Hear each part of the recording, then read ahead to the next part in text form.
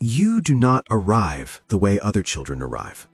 There is no quiet hospital room, no overworked nurse writing a name on a plastic wristband, no father pacing a waiting area corridor with bad coffee and good anxiety. When you come into the world stops to receive you. The maternity ward at Pyongyang Maternity Hospital has been emptied of every other patient 3 days before your due date. The corridors have been swept and reswept. The medical team, 12 people, including 2 surgeons who have never in their careers delivered a baby but are present anyway because nothing about this birth will be left to ordinary competence, has been briefed, vetted, and briefed again. State security agents stand at every entrance. Outside, in the gray winter air, soldiers hold a perimeter around the entire block. Your father is in the room when you were born. This is unusual for a man of his position. Generals do not attend births, but he is there, standing to the side in a dark coat, and when the doctor lifts you and you fill your lungs for the first time and let the world know you have arrived, your father does not reach for you the way most fathers reach. He looks at you, studies you, the way a man looks at something he has been planning for a very long time and is now finally holding in reality. You cry the way every baby cries, but the room receives your crying differently than any room has ever received a baby's first sound. The nurses look relieved rather than merely happy. The doctors exhale. Someone outside the door relays a message down a corridor and then down a telephone line and then through a bureaucratic chain that ends, eventually, in a broadcast. The country learns you exist before your own eyes have focused on anything. You are, from the first breath, not entirely a person. You are also an event. The compound where you grow up sits behind walls that you will not fully appreciate until you are old enough to understand what walls mean. As a small child, the walls are simply the edge of the world. Beyond them is an abstraction. Inside them is everything, the only everything you have ever known. And inside them, everything is excessive in a way that will take you years to recognize as excess, because excess is your baseline, your normal, your unremarkable daily texture. You have a bedroom that is larger than most families' entire living quarters. You have a playroom stocked with toys imported from China, from Russia, from seized diplomatic shipments, from channels that do not officially exist. You have staff, not 1 or 2, but a rotating team of them, people whose entire professional purpose is the management of your comfort and safety. There is a cook who makes only your meals and knows your preferences before you know them yourself. There is a woman whose job, as far as you can tell, is simply to be nearby in case you need something. There are drivers and security personnel, and a doctor who comes every Tuesday, whether you are sick or not, just to verify that you are not sick. You do not know any of their full names for a long time. They are functions to you before they are people, because that is how they present themselves, as functions, as extensions of the compound's machinery, as pieces of the apparatus of your life rather than lives of their own. Outside your window, if you climb on the windsill and press your face to the glass on a clear day, you can see the edge of Pyongyang's gray skyline. Buildings, a street, occasionally a vehicle. The city exists at a distance that feels theoretical. The people who live in it are a concept. You have no way of knowing, yet, how different your concept of normal is from theirs. Your first toys are unremarkable. Blocks, a stuffed bear, a wind-up train that circles a small oval track and that you find hypnotic at age 2 and broken by age 3. But somewhere around your 4th birthday, the toys begin to change. It happens gradually, in the way that your father does most things, not with announcement but with accumulation. Each step small enough to seem natural, the whole trajectory only visible in retrospect. First, there is a toy jeep, heavy and detailed, military green with a small cannon that actually rotates on its mount. Then a set of model soldiers in various poses of combat.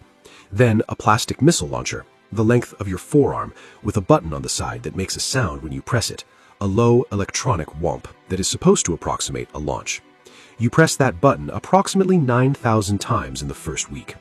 Your father watches you with the launcher. He is sitting in the armchair in the corner of the playroom one afternoon when you pick it up without thinking about it, aim it at the wall, and press the button. He says nothing, but something in the quality of his attention shifts, becomes more focused, more deliberate. He leans slightly forward in the chair. You notice this without fully understanding it, the way children notice adult attention before they can interpret what it means. He asks you what you think it does. You tell him it goes whomp. He laughs, a real laugh, one of the ones that makes him seem like a person rather than a position. He tells you it goes much louder than whomp when it is real. You ask him how much louder. He holds his hands out to indicate a size that seems, to your 4-year-old brain, approximately as large as the universe. This becomes a kind of game between you. He brings you things and you ask questions, and the questions seem to please him more than any other interaction you have with him. Your other questions, about the staff, about why you cannot go outside the walls, about where the children from the television live, are met with short answers or redirected entirely. But questions about the toys, about the launchers and the models, and the increasingly detailed miniatures that begin arriving in your playroom with something like regularity, these questions he receives with what you will eventually recognize as genuine enthusiasm. He has, it turns out, an educator's instinct when it comes to this subject. He wants you to understand. He wants you to want to understand. By 5, you have a scale model of a ballistic missile that is longer than you are tall. It arrives in a crate, assembled by 2 men who do not speak while they work, and it sits in the corner of your playroom on a small display stand. It is detailed to a degree that seems extravagant for a child's room. The stages, the nose cone, the small stenciled text along the body that you cannot yet read. You spend a week just walking around it, studying it from every angle. Your father visits one evening and finds you crouched beside it, eye level with the base, looking up the length of it. He crouches beside you. He tells you the name. He tells you what it can do. He uses words you do not fully understand yet, range, payload, trajectory, but he uses them without condescension, as though you are already the person he is building you toward. You ask him if he built it. He says, in a way that takes you years to unpack, that yes, in the way that matters, he did. This is your first education. It runs parallel to the formal one, the tutors who arrive each morning with lesson plans and textbooks and the structured curriculum of a child being prepared for leadership. But it is more alive than any of that. The formal education you receive because you must. The education your father gives you in the playroom you receive because something in you genuinely wants it. The shapes and the mechanisms and the logic of how a thing is built to travel very fast in a very specific direction. There is an elegance to it that you feel before you can name it. Your father sees this and feeds it deliberately. By 7, the model missiles have been joined by a model tank, a display case of military insignia from 6 different countries, a framed cross-section diagram of a rocket engine that hangs on the wall above your bed, and a working model of a launch control console, non-functional in any real sense, but detailed, with actual switches and lights and a numeric keypad.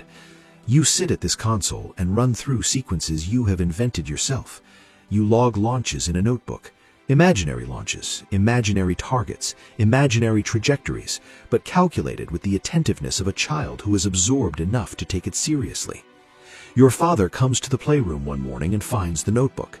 He sits on the floor. This powerful, significant man sits on the floor of his son's playroom and reads through the calculations with an expression you cannot fully interpret.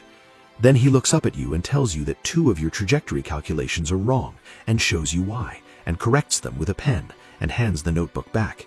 You have never in your life been more motivated to be right about anything. The shift begins sometime around your 8th year, when the play begins bleeding into something with more gravity.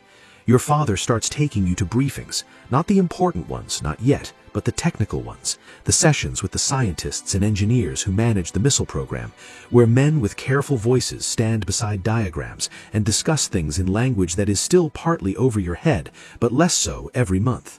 You sit in a chair that is slightly too large for you, your feet not quite reaching the floor, and you listen with the stillness of a child who has been taught that stillness is itself a form of communication.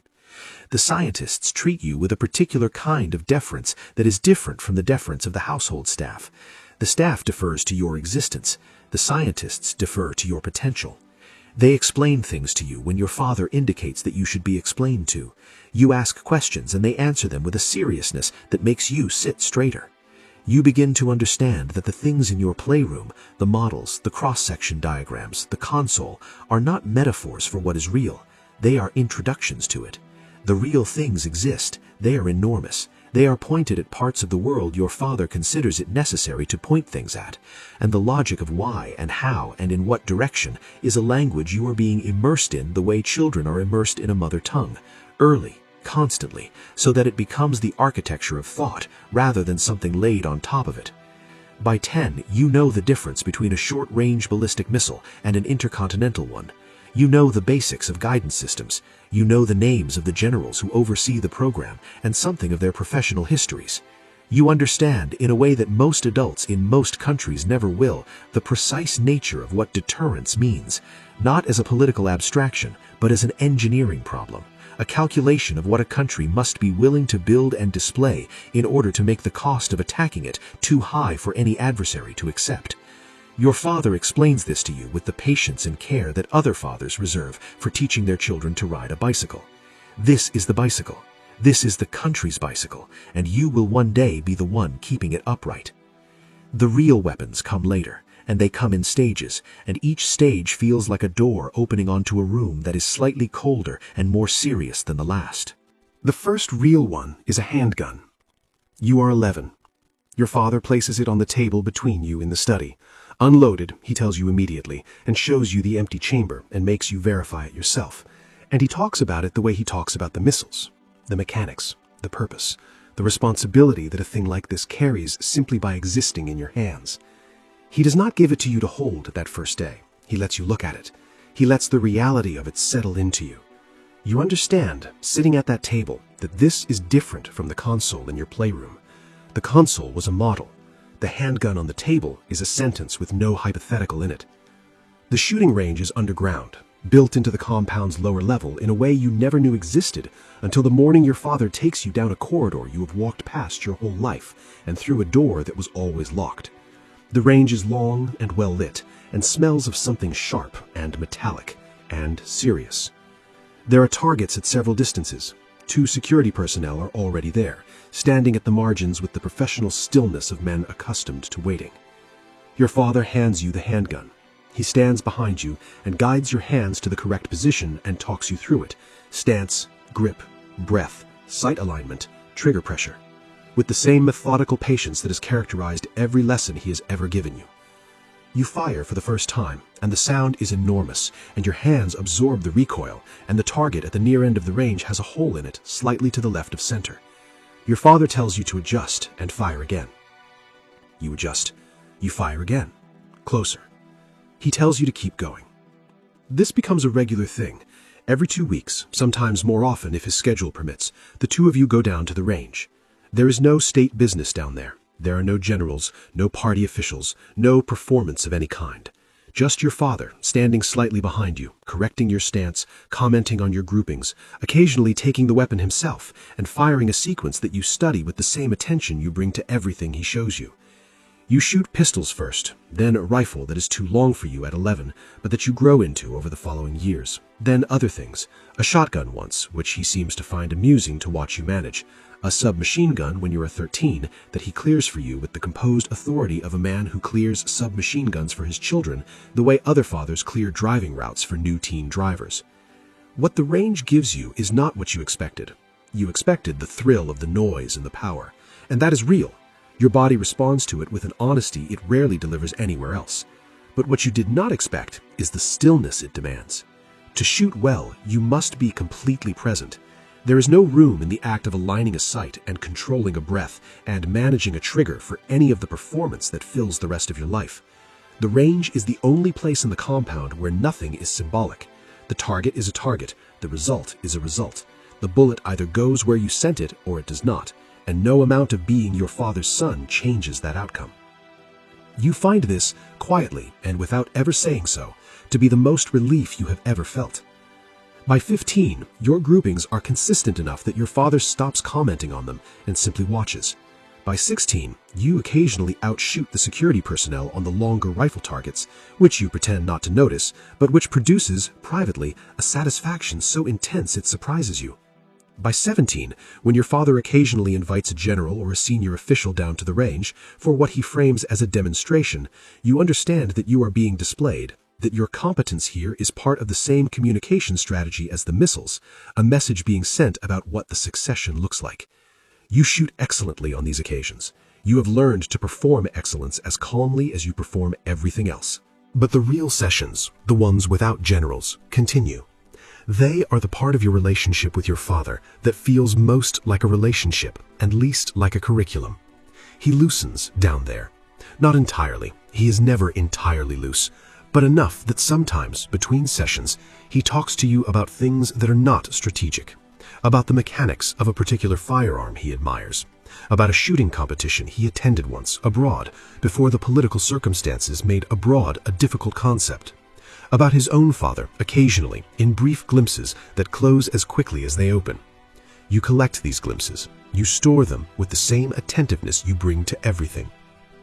You are 19 now, and the range visits continue, and the compound is still the compound, and the walls are still the walls. The missile program has expanded since your childhood. New tests, new ranges, new names that have entered the international conversation with the force of events rather than announcements. You attend the important briefings now. You sit at the table rather than at the edge of the room. The generals look at you differently than they did when you were a child, with your feet not quite reaching the floor. The scientists still explain things with their careful voices, but now they answer your questions rather than waiting for your father to indicate permission. The model missile is still in what used to be your playroom, now repurposed as a kind of study. You pass it sometimes. You do not crouch beside it anymore. But you understand it better than you did when it arrived in its crate, better than anyone who assembled it understood it, because you have spent years accumulating the context that turns a model into a meaning. Your father is not a well man. This is not discussed. It is another thing that exists in the space between what is known and what is said, the gap that you have been studying your entire life. He moves differently than he did. He tires more easily. The sessions at the range have become less frequent, and when they happen, they are shorter, and sometimes he watches more than he shoots. You do not ask about this either. You simply note it, the way you note everything, and you file it in the place behind your eyes where the important things live. There will come a morning, you do not know when, but you understand that it is no longer theoretical, when the bells will ring, or their modern equivalent will sound, and the compound will rearrange itself around a new center of gravity. When the generals will look at you not as the heir, but as the fact. When the machine your grandfather built and your father maintained will present itself to you in its full complexity and ask you what you intend to do with it. You think about this sometimes, at the range, in the moment between the last breath and the trigger, in the stillness that the act demands. The target is the target. The result will be the result. The bullet will go where you send it, or it will not. And no amount of preparation changes the fundamental exposure of that moment, the moment when you commit and the world receives what you have made. You exhale, you fire. The hole appears, center mass, exactly where you aimed. Your father, behind you, says nothing, but you feel his attention on you the way you have felt it since you were 7 years old, watching fire tear something enormous free of gravity. You lower the weapon, you engage the safety. You are ready. Or you are as ready as anyone gets for something that has no practice version. The walls are still the walls. The compound is still the compound. Outside them, the city is still the theoretical abstraction it has always been, full of people whose version of normal you have never lived and cannot fully imagine. Somewhere above you, in a silo you have visited and a program you have studied since before you could read the stenciled text on the model in your childhood room, a real one waits. The heir of Pike 2 clasps his hands behind his back. He does not press his nose against the glass.